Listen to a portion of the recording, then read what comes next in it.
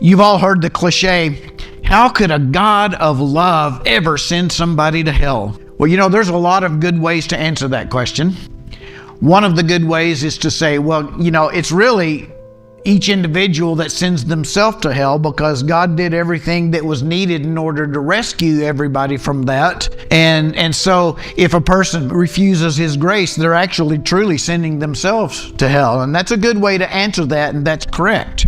But there's another good answer that goes like this. Suppose a serial rapist murderer is convicted in trial, but the judge decides that he is feeling generous that day and he kind of feels sorry for the criminal, so he commutes the sentence. And for good measure, let's just say that this is a habit of this judge. Would that be good?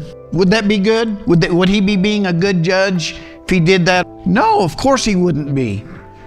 He would be actually becoming complicit into the further crimes that person's going to continue committing as soon as they get out on the street.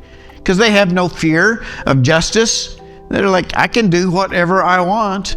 And so they're going to continue in their ways. And so that bad judge is complicit in everything else that goes on there. All right?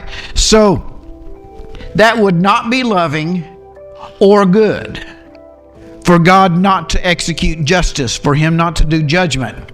Now, God is long-suffering. He is very patient. More patient, I'm sure, than what I would be. But there will come a day, and though that will be dreadful, it will be deliverance for God's people.